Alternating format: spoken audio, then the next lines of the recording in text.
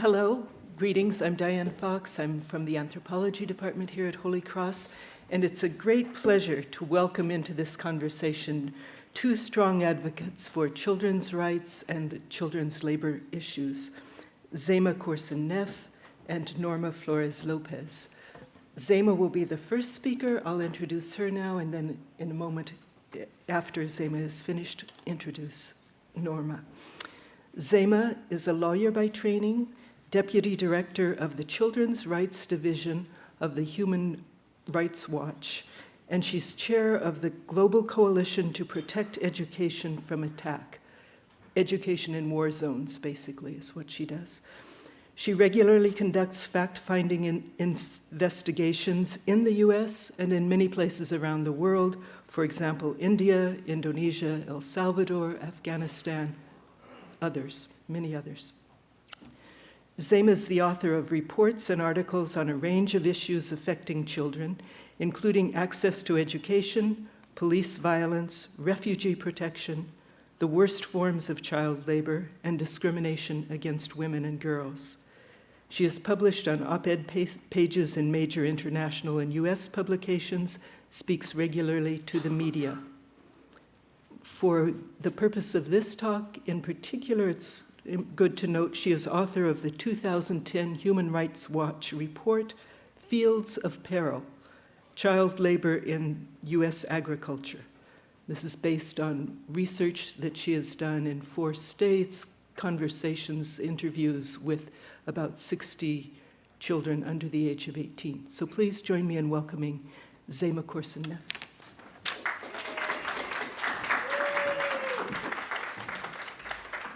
Thank you, and thanks so much for having me here. I especially want to thank Tom for inviting us and also for choosing to highlight the problem of child farm workers in the United States today.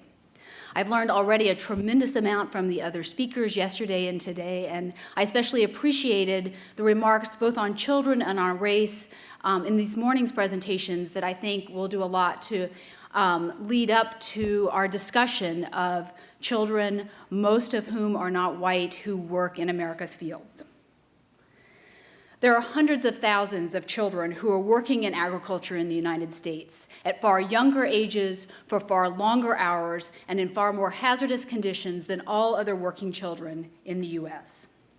In the last 3 years, I've interviewed more than 60 children under age 18 who've worked in 14 states around the United States. I've interviewed children who have detasseled corn and sorghum, hoed sugar beets, cotton, pumpkins, harvested cucumbers, tomatoes, oranges, apples, blueberries, peaches, tobacco, and cherries, and children who have cut down and hauled Christmas trees. Children told me that they dreamed about jobs in air conditioning, working in McDonald's or Piggly Wiggly grocery stores, and that they dread when the school year ends and their families pack up and migrate because summer vacation for these children is no vacation. It's just hard work. Some 60% of farm worker families live below the poverty line. Children described working to buy food, to fix the truck, to pay the phone bill, and to buy school supplies. My money counts, a 17-year-old boy told me. But the work often costs them their education, in the long term sentencing them to a lifetime of farm work and the poverty that accompanies it. Many American consumers have no idea that children may have picked the oranges that supply them with juice, or may have put the blueberries on their breakfast cereal.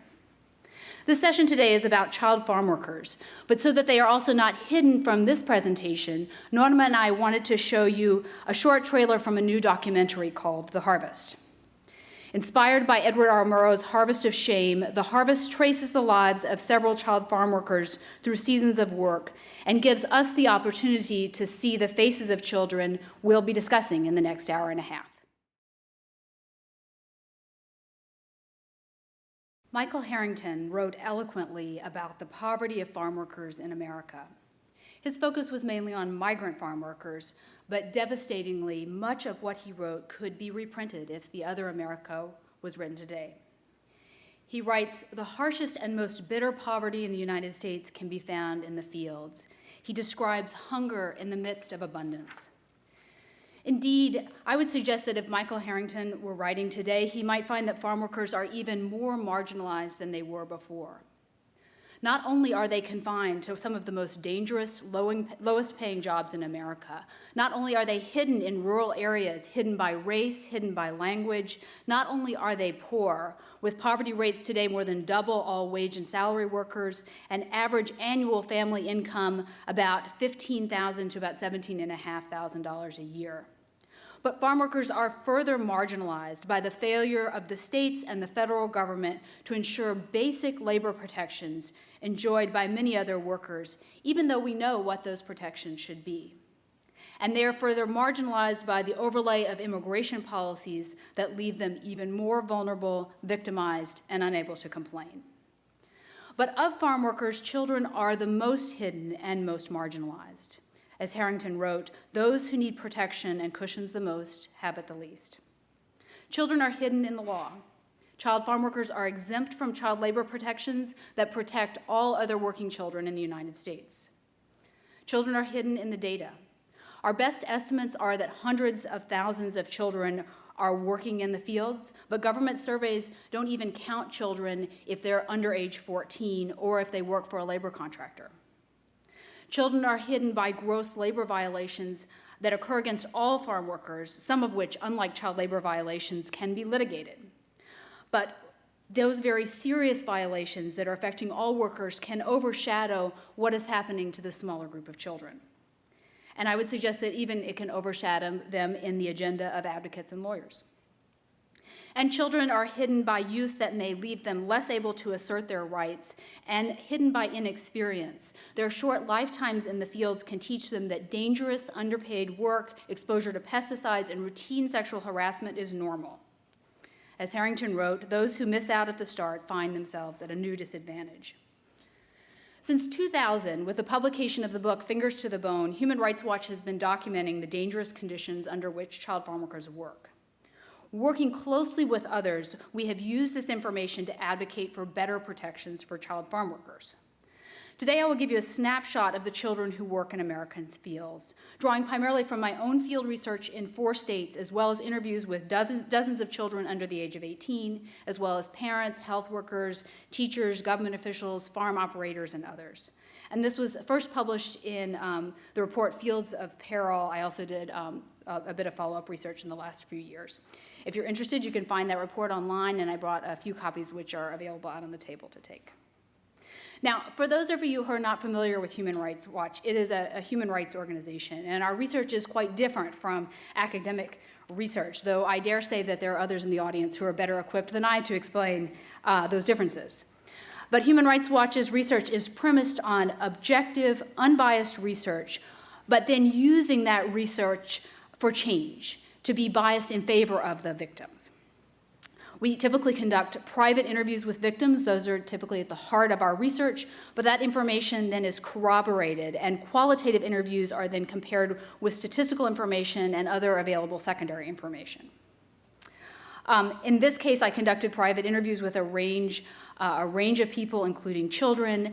They had full disclosure about the nature of the research. They were offered nothing in return, and I think that's sort of an important point. We aren't able to pay people or offer any kind of remuneration, and people do this knowing that they are unlikely to receive any personal benefit from undergoing the interview. And some people walk away, and in this case, some people chose not to speak with me.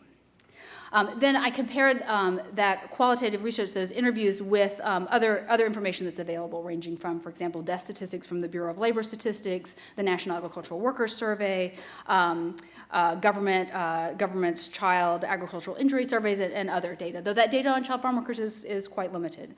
And then we draw on other experts for information, for example, about pesticide exposure, tractor safety, et cetera. There are limits to this research. There are limits on our ability to give information about trends, for example. It's an attempt to sort of get a snapshot of what the current situation is now, but it doesn't capture anything. And there's a balancing of needing to have almost real-time current information with making sure that we have an accurate picture of what's happening. So, for example, I did research in 4 states. I had about 140 interviews altogether. I would have loved to have visited every state in the United States and conducted thousands of interviews, and we wouldn't be talking about this today because I wouldn't be done. And so there's a bit of a tension in having accurate information that is current enough to press for change with having a comprehensive picture. So you'll see in the research, there's certainly more that could have been done. And I would love to do it. Today I'm going to talk about how our inadequate labor laws are costing child farm workers their health, their education, and sometimes their lives, as well as violating the United States international human rights obligations. And I will conclude that description with suggestions about what can be done. Michael Harrington writes in his book that we need comprehensive interventions and coordinated programs to address farm poverty. And I believe this is true. But there are some steps I believe we can and should take now that are somewhat less complicated, and we'll talk about that. First of all, who are the child farm workers who are hidden in America today? Roughly speaking, there are about 2.5 million farm workers overall. That includes both crop and livestock workers. Although many children simply aren't counted in the data that's available, without overstating, we know, using our best estimates, we believe that there are hundreds of thousands of children working. In other words, probably more than 10% of all farm workers and probably less than 20% of all farm workers are under age 18. Child farm workers live and work across the country. They're virtually in every state, but the largest concentration of farm workers are in California, Florida, North Carolina, Texas, Oregon, and Washington. About 40% of farm workers are mobile, meaning that they travel for work. But Harrington focused on migrant farm workers, those who literally are sort of following the crops, who sort of meet this mental image that we have of migrants. And that's only about 10% of all farm workers today. Farm workers are mostly male, only about 20% are women and girls, and they are overwhelmingly Hispanic. More than 80% of farm workers are believed to be Hispanic. Only a quarter report speaking English well, and a growing number of farm workers speak neither English nor Spanish as they come from rural communities in Mexico and Central America where the dominant language is an indigenous one. And I'll say, in my research, which I carried out both in English and Spanish, I occasionally countered individuals, mostly women, who I wasn't able to interview because they didn't speak Spanish.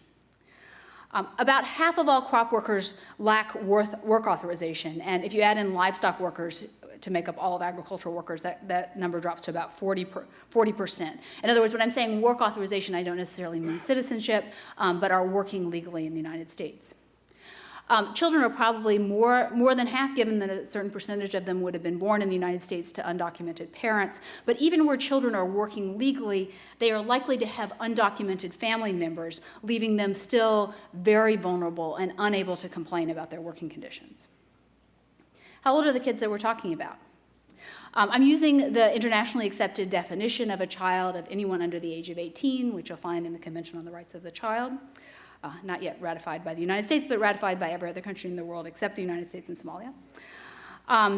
In my research, I found that children typically started full-time work around age 12, sometimes age 11, although I interviewed plenty of children who started working on and off sooner.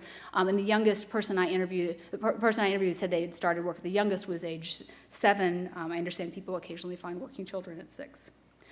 Just one example was a boy who I'll call Victor, who was only 11 years old when he went back to work full-time. He was weeding and picking and packing collards and kale on a Michigan farm. I was a little kid, he told me. I was used to playing with toys. They took me to their fields, and I was like, where am I? Although the legal age to work on a farm that size is 12, Victor's parents were deeply in debt, and the farm operator didn't check his age. Victor told me that when he looks around the field now, he was 17 when I spoke with him, and he sees 12-year-olds, he says, I know how they feel. I used to feel like that. They have a face that says they don't want to be here. But current U.S. law sets a different minimum age for work in agriculture compared with all other jobs. Under the Fair Labor Standards Act, it's legal for children ages 12 and up to work on any farm, and there's no minimum age for working on a small farm with parental permission. In other words, a small farm can legally hire a 6-year-old to work. By comparison, any other job, an office, a fast food restaurant, a grocery store, teens have to be at least 14 years old to work, and then only under quite limited circumstances. The real minimum age to work is 16 in all other jobs. Children are working very long hours. Working full-time typically means 10 or more hours a day, at the peak of the harvest, daylight to dusk with few breaks, 6 or 7 days a week, depending on the weather.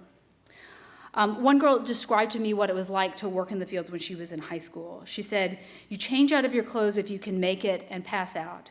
If you had the energy, you would eat, but usually you would sleep, wake up, then shower and eat. I hated to sleep because sometimes all you dreamed of was working, thinking I needed to be working." This situation of hours is complicated by workers' lack of control over their hours. Sometimes they're working past the point of exhaustion.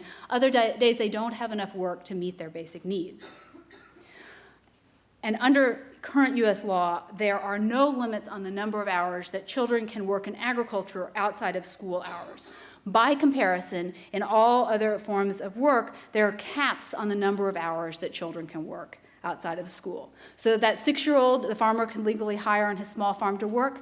The farmer can hire that 6-year-old to work unlimited hours outside of school. Children are making, at the very best, minimum wage, but often far less than minimum wage.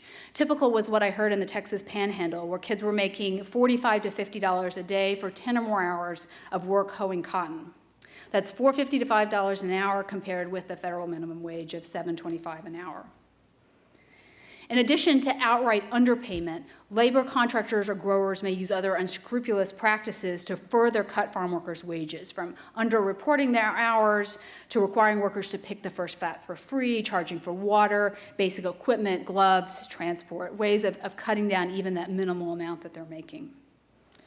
Now, with some exceptions, agricultural workers are entitled to minimum wage. They are not entitled to overtime, and under federal law, they don't have the right to organize and collectively bargain with their employers, although some states like California do protect the right of farm workers to organize. And of course, as you know, they don't get sick days, they don't get benefits.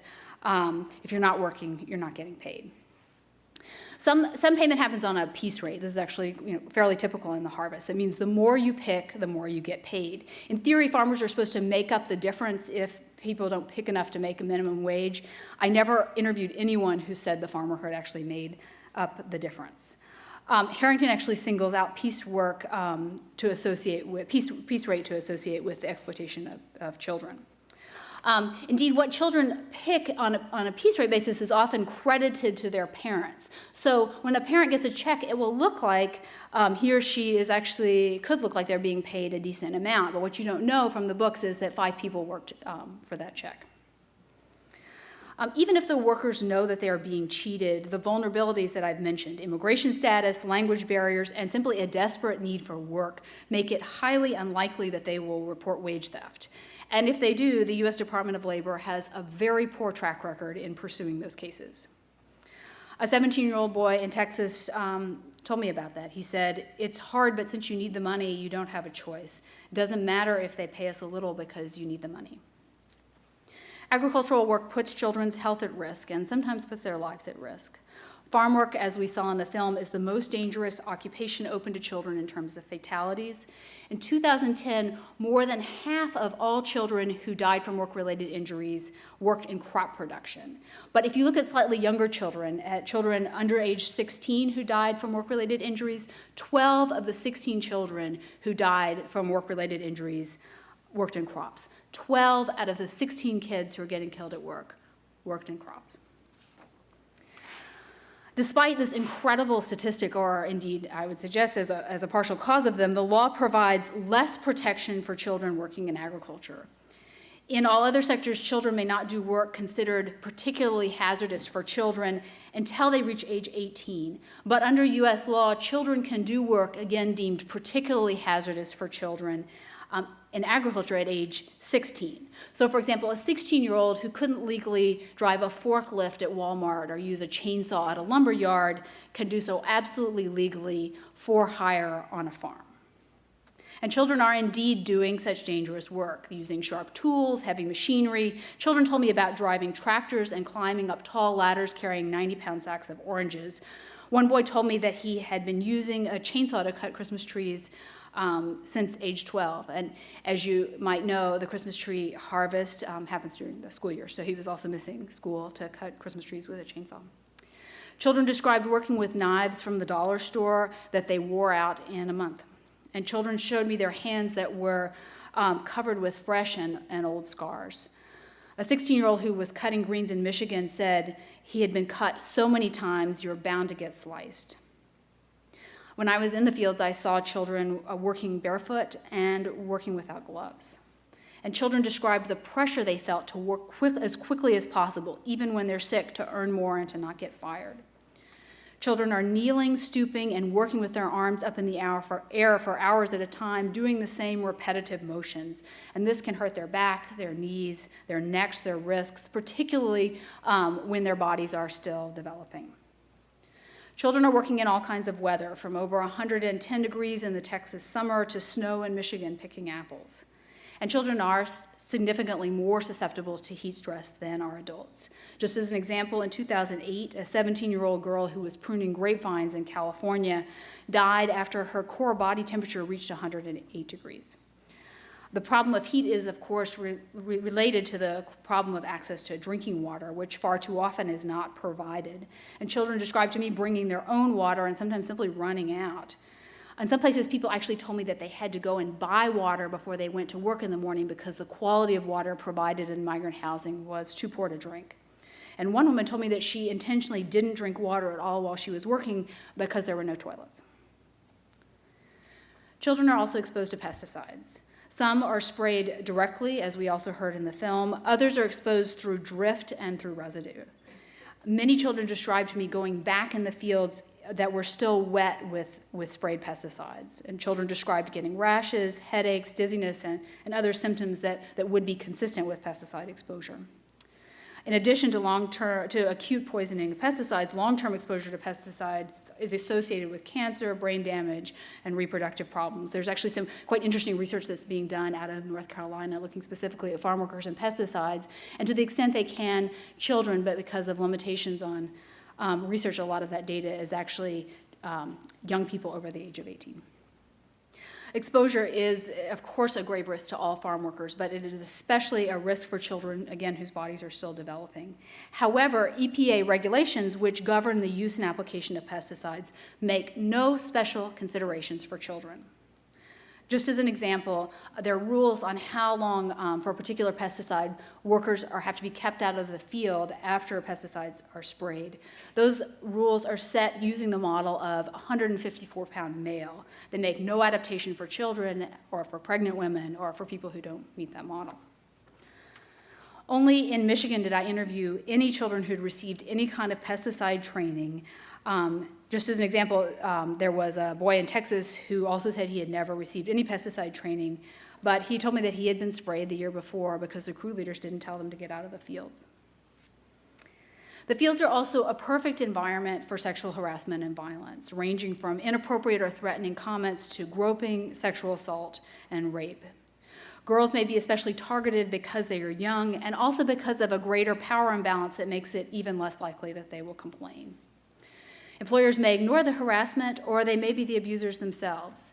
And again, the barriers that we discussed, geographic isolation, language barriers, fear of deportation, and a desperate need for work make it very difficult for farm workers to report abuse, much less get any kind of assistance when victimized. Girls and women fear that they and their family members will be fired or will face violence or lose their farm housing if they report abuse. And those fears are well-founded. And in new research by Human Rights Watch, we have documented cases of those things occurring when women and girls complained. Even worse is situations where local and state police have signed cooperation agreements with ICE, Immigration and Customs Enforcement, which means that basically undocumented workers or victims have no legal protections because victims fear that because the police are cooperating with immigration that they will be deported if they report a crime. Some farm workers have come to believe that sexual violence and sexual harassment are abuses that they simply have to put up with as a condition of work. One girl from Washington told me, it's something that girls have to live with. I'm sure a lot of people wonder why a girl would go into the fields in that situation, but you have to accept it's going to happen, and work is work. Another young woman from Idaho said, I never saw sexual harassment as an issue because I was used to it. Sometimes I would get frustrated, but it was something I knew was going to happen, so I didn't think it was a big deal until I learned it shouldn't happen. And I should say these young women were quite interesting because they fell in the category of what I would call former children. They were young people, 18, 19, 20 years old, that had recent experiences of working as child farm workers and were able to talk about recent by recent abuses they had experienced in the field. But they talked about, one of the reasons it was important to talk with these so-called former kids is being a bit older gave them perspective on their work that they didn't have when they were 12 years old. So as this young woman says, that she originally just saw it as normal, and it was only later that she began to realize it wasn't something that should occur. Work and migration also have a real effect on children's education, and kids are falling out and dropping out of school at high rates. The numbers, again, are not very good. There are estimates that farm worker youth drop out at 4 times the national rate. There are places, for example, in California where they've measured much higher dropout rates. And parents and children described how children would fall behind at very early ages and never be able to catch up. There are several factors at play. First, for migrant children, those whose families are actually moving for work, they often leave school early in April or May and return to school weeks or even months after schools have started. So I interviewed a number of families that had left South Texas April, May, withdrawn from school, migrated to Ohio or to Michigan, worked for the summer in Michigan. The school year in Texas starts a month before it starts in Michigan. So the school year got started in Texas while they were still in Michigan. By the time they got ready to, getting close to the school year started in Michigan, there was only a week of school left before they migrated. They said, it's not worth my time to enroll for a week. But by the time they got back to Texas, they would be a month behind. And that would happen year after year after year. This not only has, as you would imagine, a terrible effect on their academic performance, it affects them in other ways. And many children told me that they weren't able to go to prom, that they couldn't join the football team or the cheerleading squad because they weren't there when sign-up started or to continue with the activities. And we heard this morning how these extracurricular activities are sometimes the things that hold kids in school. A 15-year-old girl from Texas said to me, "I don't remember the last time I got to school registered on time. I'm afraid it's going to hold me back on my education. I got out of math because I was a disaster. I would tell the teacher, I don't even know how to divide and I'm a sophomore. I'm going from place to place. It scrambles things up in my head and I can't keep up." This girl later dropped out of school, married and had a baby. Migrant children may also not just miss school, but attend 2 to 3 schools in a year. And I talked to one young woman who every year would start school in Michigan, go down to Texas, and then when she migrated, go back to Michigan but to a third school districts. And there's some interesting efforts to coordinate curriculum between Texas and Michigan, but you can just imagine what that does to a child's ability to complete the school year if they're attending 3 schools every year. There are also other barriers. Research shows that even for non-migrant children, working too many hours while trying to go to school affects performance. There was a 16-year-old boy in Florida who told me why he dropped out of school after he went to work picking tomatoes. He said, "I wanted to work and go to school, but I couldn't concentrate on both. I didn't know how to do both." And then he told me that his younger brother had also dropped out of high school to pick tomatoes. And again, you'll remember that there are no limits on the number of hours that children can work in agriculture outside of school hours, though all other work is limited. And also recalling Harrington's comments on the hopelessness of the poor, undocumented teens to me questioned why they should finish high school when they couldn't go beyond high school, or they couldn't get a legal job outside of agriculture. I remember one young woman saying, "All I want to do is work in a daycare, but I don't have papers, and all I'm going to be able to do is work in the fields, so why should I finish high school?" Her immigration status was a barrier to her aspirations. I interviewed one 14-year-old girl in Florida who said she hadn't had anyone in her family graduate from high school ever, and she said, "If I finish school, I'm going to desplegar como un pavo real. I'm going to shine like a peacock." Many of the problems for child farm workers are due directly to the fact that they don't get the same legal protections in U.S. federal law as all other working children. Minimum age laws, as we discussed, are lower or don't exist. Their working hours are not restricted, and children can be hired to do far more hazardous work. This difference is codified in the U.S. Fair Labor Standards Act, and it can only be changed by Congress. States, however, can individually provide better protections than federal law, but they don't typically. And in case you were wondering, Massachusetts is slightly better in that it caps children's work hours in agriculture, but not that much better. But even these weak protections for child farm workers that do exist in the law are rarely enforced. And when we released Field to Peril in May of 2010, The Secretary Solis, the Secretary of Labor, promised to do more to enforce the child labor laws in agriculture. But that summer, the department found only 31 violations of child labor in agriculture, and that was even fewer than they had found in 2009, and this incredibly low number represents a dramatic decline from 2001. Additionally, overall, the civil monetary penalties assessed for all of child labor were almost halved from 2009 to 2010. Weak laws and weak enforcement are not only bad for children, they also place the United States in violation of its international legal obligations under ILO Convention 182 on the worst forms of child labor. The United States ratified this convention in 1999. It is now, in fact, one of the most widely ratified labor conventions in the world. It has 174 state parties, in case you were wondering. And under this convention, the United States has promised to eliminate all forms of child labor that are hazardous to children's health and safety. And by all accounts, the current state of child labor in U.S. agriculture is hazardous to children's health and safety. In addition to international child labor laws, the United States is a party to a number of treaties that prohibit racial discrimination. The burdens of weak labor law protections for agricultural workers compared with non-agricultural workers fall disproportionately on Hispanic workers. Harrington, I believe, wrote about the importance of removing racial prejudices against African Americans, but in this case certainly would, I believe, have recognized the wrongness of having a different set of labor protections for primarily Hispanic kids compared with all other working kids. So what should be done? Again, Michael Harrington wrote that we need comprehensive interventions and coordinated programs to address farm poverty, and I believe this is true. But in this current climate where the few programs that we still have are being cut and anti-immigrant sentiment fuels so many policies, I don't think we should lose sight of more explicit and narrower goals. Indeed, even the most modest steps that we are attempting to take are under attack, and Norma is going to tell you about a battle that is literally being fought now in the halls of Congress to protect children from being killed and maimed on the farm. I'll suggest a couple of things that need to be done. The first, quite obviously, is to close the loophole in federal law that exempts child farm workers from basic legal protections. There has been a bill in Congress called the Children's Act for Responsible Employment, the CARE bill, that has been introduced and reintroduced for a number of years. It has not been passed. It's a fairly simple concept of equalizing those protections. Now, you might ask, if those protections were applied across the board, what would happen to those families who are putting food on their table in part because of the labor of their children? And given that in our research, children reported that their money that they earned went to pay for basic expenses. And I would suggest an answer that is not a perfect answer.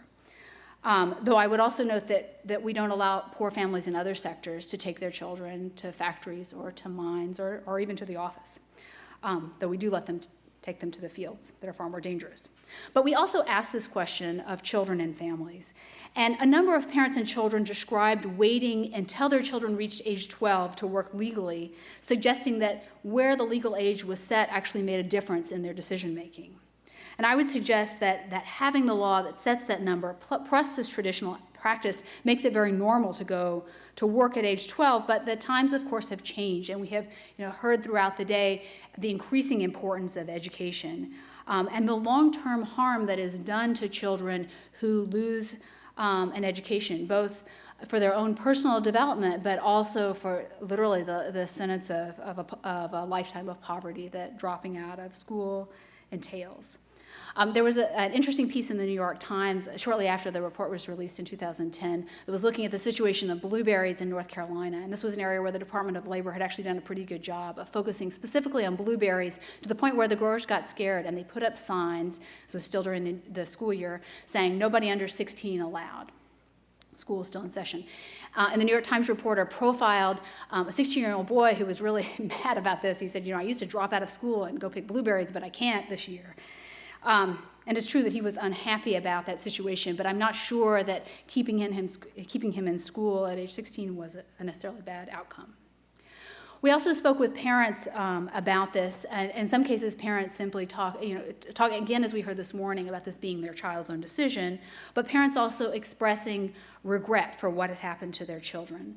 One mother told me that she had a big gap between her two oldest children and her youngest child, and she'd sent the two oldest to work from the beginning. They eventually dropped out of high school. They never graduated.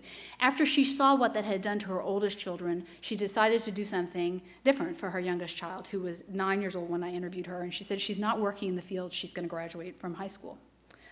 And one mother told me that she believed she had already stolen her 11-year-old daughter's childhood at age 11. It also suggests that this overall problem of how families survive points to the importance of ensuring that parents are paid fairly.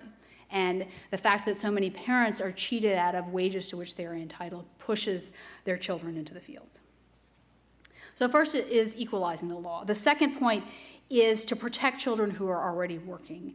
And one of the most, I think, critical and obvious ways to do that is to update the list of tasks that are too dangerous for children who are under age 16 to do.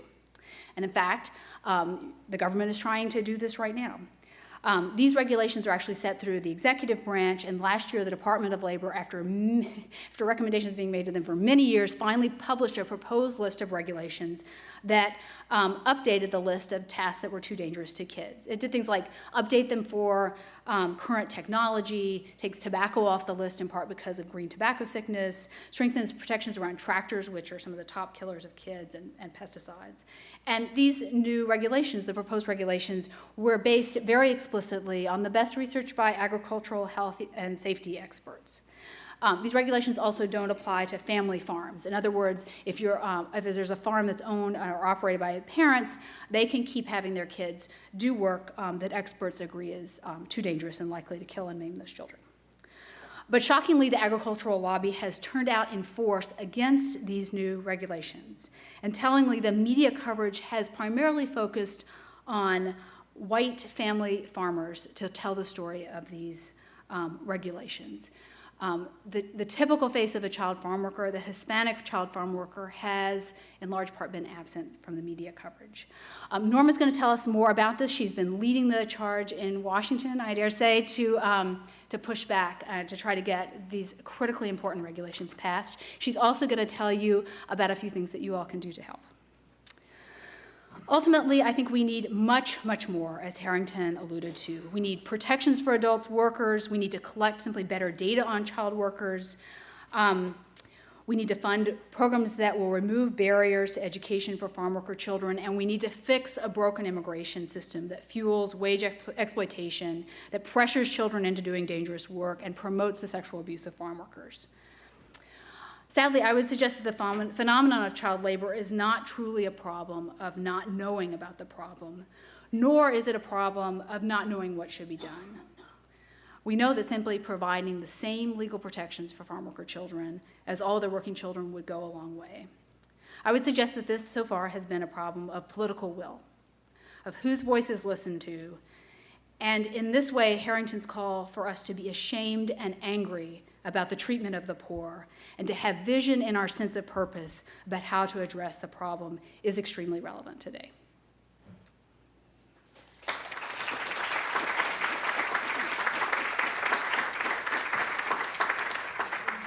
Our next speaker, Norma Flores López, is the director of the Children in the Fields campaign for the Association of Farmworker Opportunities Programs. She has long been an active advocate of migrant farm worker children's rights and continues to raise awareness of migrant farm worker issues across the United States. She has testified before Congress, appeared on national news outlets on issues related to child labor in agriculture, including 60 Minutes. She currently serves as the chair of the Domestic Issues Committee of the Child Labor Coalition. In addition to her years of experience as an advocate, Norma has firsthand experience with farm worker issues. Growing up as a child of a migrant farm worker family from South Texas, she began working in the fields at the age of 12, and her family still works there. Please welcome Norma.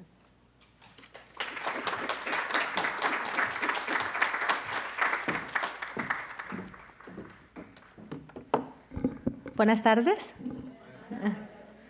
Hope everybody's still awake. I know we always get the roughest right after lunch. It's always the hardest. So bear with me, people. As was mentioned, I grew up in a farm worker family. That is something that my parents still, as a matter of fact, continue to do. I'm an example of a lot of the stuff that Zama was speaking about, that even though I haven't been in the fields for the last 10 years, it's like she's telling me the story of my life. And, and sadly enough, that's the same story that we hear many times now with kids today. And even as I speak with my parents, the story that they share as well. I come from many generations of working in the fields. My grandparents did this growing up as kids. My parents did this their whole lives and continue to do it to this day. And luckily, me and my sisters were able to break that cycle of generational poverty. Although I'm working for a nonprofit now, so barely breaking that generational poverty. But my parents, they're a perfect example of what could have been my life. They were both born in South Texas. They're both born in Texas, in the U.S., and yet they were pulled out of school at very, very young ages because of just how poor my grandparents were. My mom was pulled out of school in 2nd grade, my father in 6th grade. And if you talk to my father, you'll see the sadness in his eyes that comes up every single time he talks about school. And when he would try to really impress in me the importance of going to school. And he would tell me, all of this that you see, everything that we have right now, it would have been nothing compared to what I could have had I been able to work in the field, actually gone to school instead of working in the fields. And so that, to me, it's hard to hear your father say something like that and not feel like you have to be able to do this for them. And so I was able to overcome a lot of obstacles that Zama mentioned, to be able to get that high school diploma, to be able to go on to college and be able to get my bachelor's. And you'd think I'd learned by now, but I'm still going back and getting my master's now, so apparently I really like to suffer. But, it's because I feel that I have to be able to do this for my parents, do this for my future kids, and be able to do this for all those other kids that don't have those opportunities, and share this message.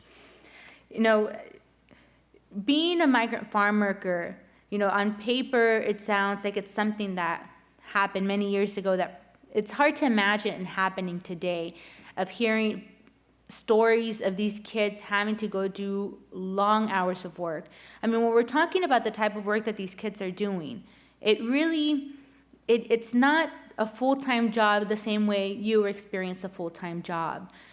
When I was out there working in the fields, my earliest memories had to have been around 8 years old when I started working out there. I started doing little things here and there, getting buckets for my parents, water, and primarily because my parents didn't have anybody to watch me. And so I started helping out here and there little by little, and that's what's always difficult to also figure out when the kids are working and when they're not, because a lot of them are out there for the lack of daycare. But I started working out there at around that age. So by the time I was 12 years old, when I was officially working in the fields, I had already had a little bit of experience, and I thought it would be very similar. And boy, was I wrong about that. They really knew how to hike it up. And I went from being able to go out and helping them out on the weekends with light things to now doing the same work that an adult does, being that kind of work and effort being expected of me to be able to keep up, because you don't want to get the ranchers and the contractors to get angry at you.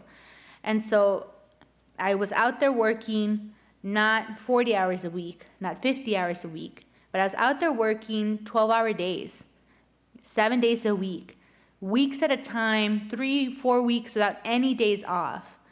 And as you can see, I've never been a very big person. I was even smaller, believe it or not, when I was a kid. And, I was out there trying to struggle to keep up at the rate of an adult. If you guys have been out to cornfields, for example, they're not the way they show them on TV, that they're about here, about this size. I mean, those plants can get really, really tall. And what's especially ugly about working out in cornfields is the fact that they provide no shade whatsoever. You will have that sun beating down on you. But what they are good for is to block that breeze that comes in that would help refresh you. So it does feel like an oven, that you're stuck in there. And that was my very first work, was to go out there and do detasseling in the cornfields. I would have to be on my tippy toes all day trying to stretch out and to pull that top little tassel, and having to do that every single plant. and that whole row that was half a mile long, and if you grew up around cornfields, I'm not exaggerating about that, just to get out there and to have to turn around and come right back and doing that. So every night at home. You should tell them what detasseling is. These people don't know that. So detasseling, what it is that top little tassel where the pollen comes out of, you need to go on the corn plants and pull out every single one of them. And it's not as easy as it looks. Actually, some of them are really hard to pull out. So you're doing that constant. I mean, I had amazing arms, but it was really hard on your back. It really hurts you. It really hurts. I mean, having corn leaves cutting you, those are sharp leaves. I mean, this is just an example of one task that I was having to do. I mean, if I talk to you about even asparagus fields, the way we did a lot of the picking of the asparagus, there was a tractor in the front that was pulling this little trailer that was just one piece of plywood that you would sit down all day on, and was being hauled by a tractor who my dad was driving. And the rest of us were back here, and I was also 12 years old at this point. Your legs are propped up on these two stirrups. And so you're having to bend over in between your legs to reach down to the ground and to be able to cut each of the asparagus and put them next to you. So you're literally, your legs are spread out this way on stirrups, and you're having to bend in between them to reach down to the ground that's moving below you and keeping up with the pace of everybody else. They weren't going to slow down because I was on there. I needed to keep up because my parents needed to make money. If we were going to be out there and get sweaty and have to wake up and make lunch for everybody, we needed to make sure that we were going to make it count and that we were going to make money. And even on these supposed breaks that I would get from school, as Zama mentioned, I was one of those kids that dreaded it because I knew what it meant. It meant having to go work out in the fields, having to be outside in the hot sun, even for little breaks like spring break. All my friends would be able to come back with nice tans and relax and so happy and telling all these great stories about being, out in the beach and the park. And they'd ask me like, oh, you look nice and tanned. Where were you? Well, I was out in the fields. I was out picking a lot of the onions that many of you guys get to eat, and doing things like even onion work. I was working in South Texas in 90, 100-degree heat, and very, very high humidity, just suffocating heat. And that's the type of work that I was doing out there. I'd have to go back to school, have to explain my tan of where it really came from, which meant, as a middle schooler, admitting how poor I was.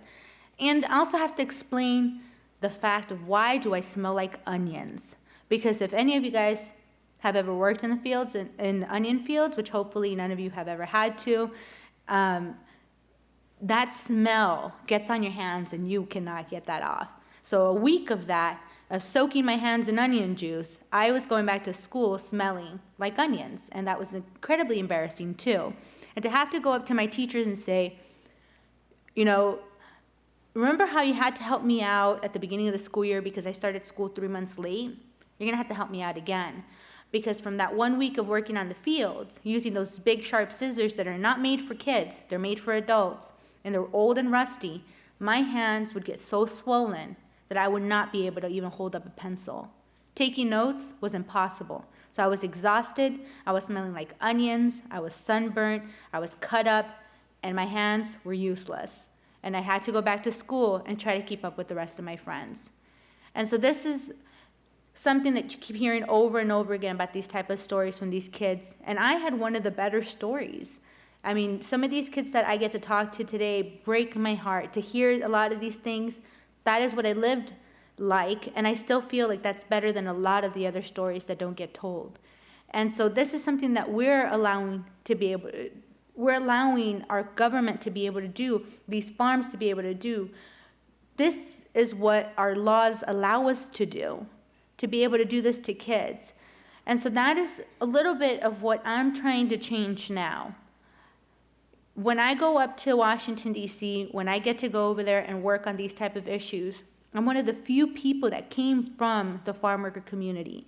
And it makes me really proud to be able to represent them because I get to tell them firsthand what a lot of these stories are and what the true effects of a lot of these bills, a lot of these programs, a lot of these laws really do have on these kids.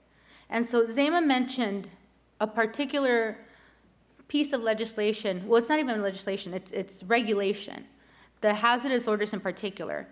That is something that I'm taking on right now as the director of the Children in the Fields campaign, which we do a lot of advocacy for these very kids that the kids that are just like me.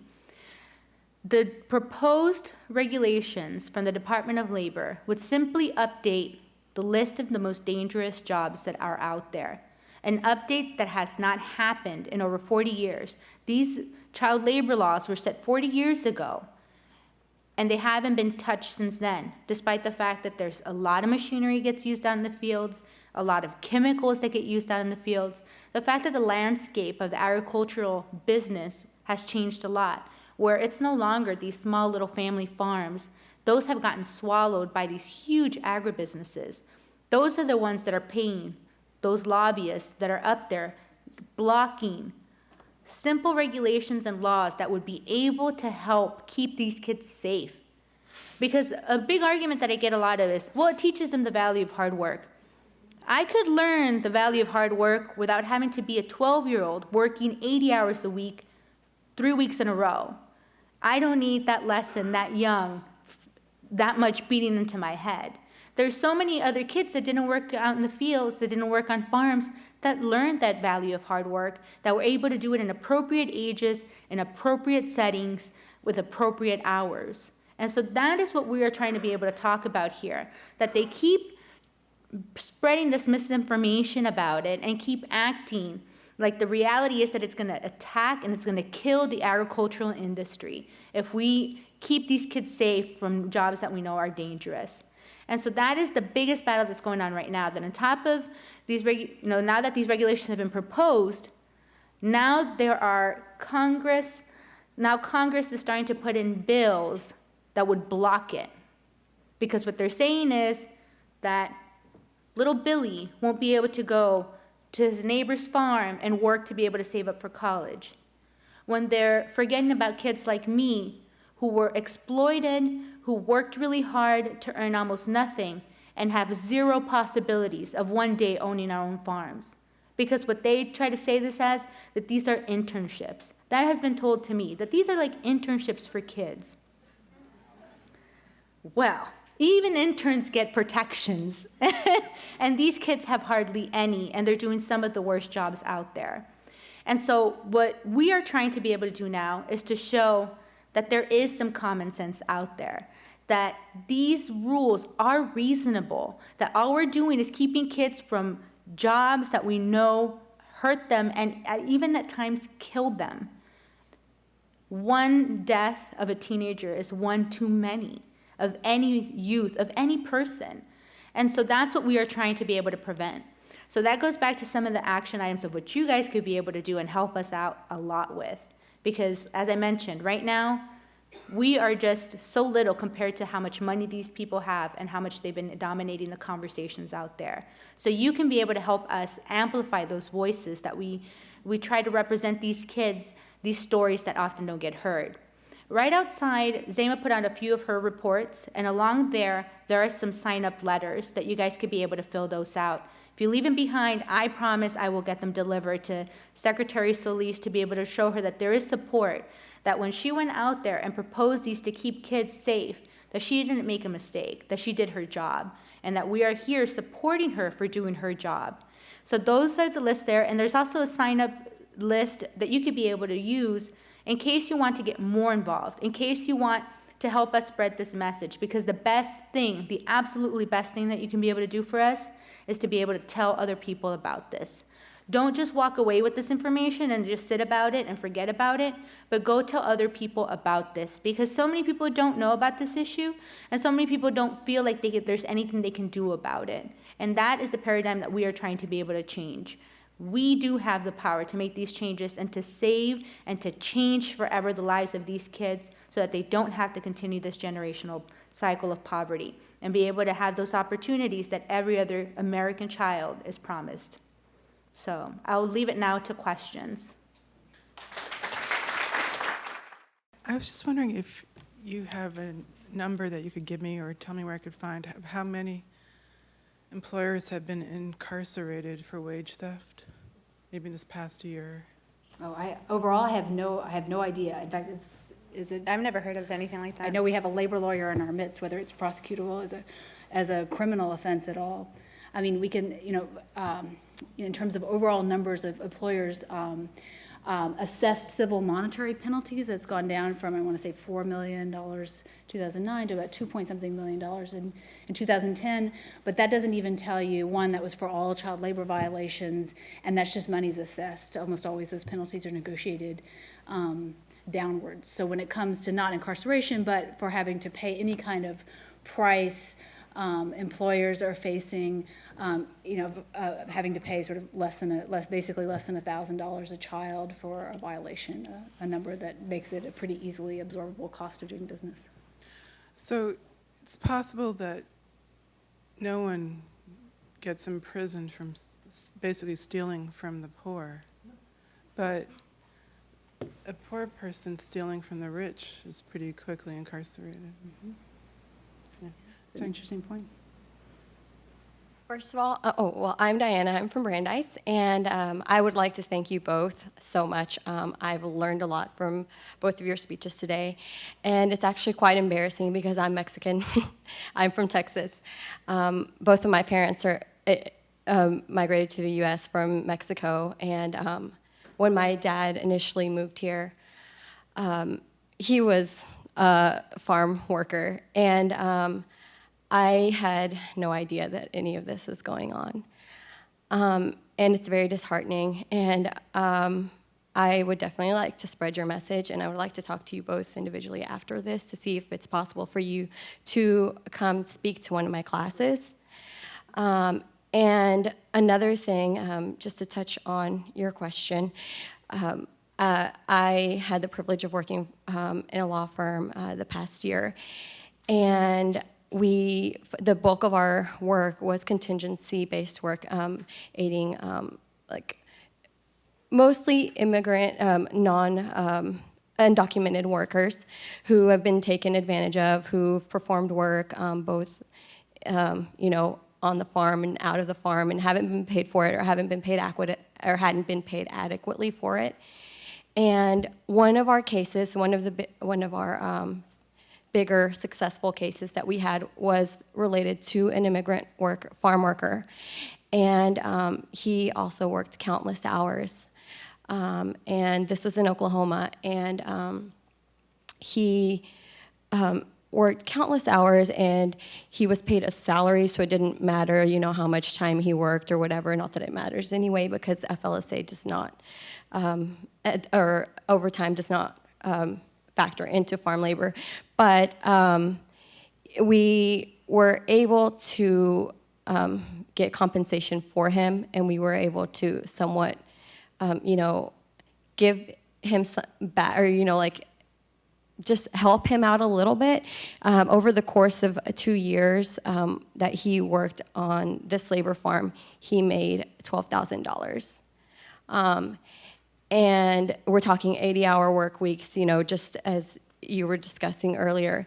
And, he came to us and was like, oh, is there something that I can do about this? Because a lot of people aren't aware about labor laws, especially if they're undocumented. Even if they are aware that, certain labor laws exist, they feel like they don't exist for them, or they're scared of retaliation or things like that. But in fact, your legal status doesn't matter. So, just for everyone, spread the word. Legal status does not matter when it comes to work.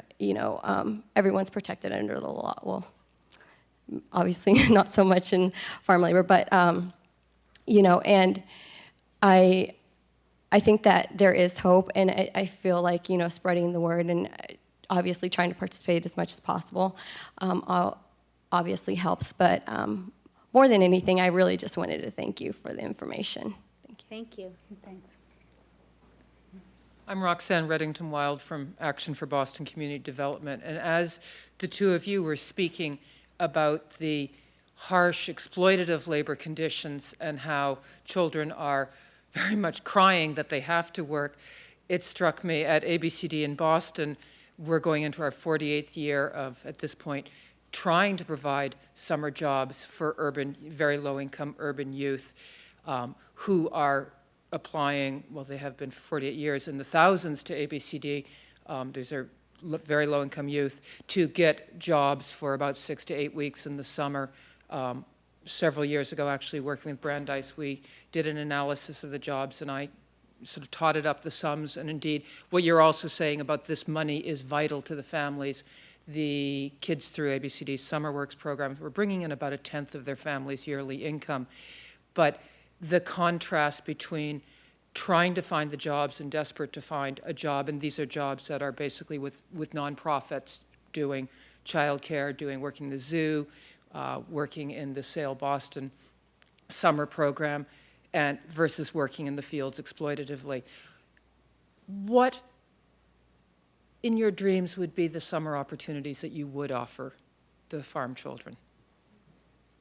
Well, for farm children in particular, especially, there's a large majority that are migrant farm workers that end up having to travel back and forth. And for me, I was able to take advantage of these educational programs that once upon a time existed. They've been zeroed out now. As that, with our programs, yeah. we're begging banks for money. Yes, exactly. So these programs, what they were doing was that we would get tutoring and we would get paid to get tutored and to be able to catch up with our school. They would get in touch, let's say if I was in Iowa, they would get in touch with South Texas, and they'd be able to, coordinate with our school counselors and make sure that we understood what school credits we needed to be able to catch up, and they worked with us to be able to do that, and that was very useful for us, and we were still able to make up that income that we needed. But there's also something that I wanted to point out. You mentioned yourself that the work that these kids, that you're trying to be able to provide them, is very different than the farm work that I had to do. They're not going to be doing the 80+ hours a week. They're not going to be outdoors with no education about how to protect themselves from pesticides. I'm sure they'll be provided with water and somewhere to go to the restroom. I'm sure they won't have to be fearing about harassment just to be able to get their work done.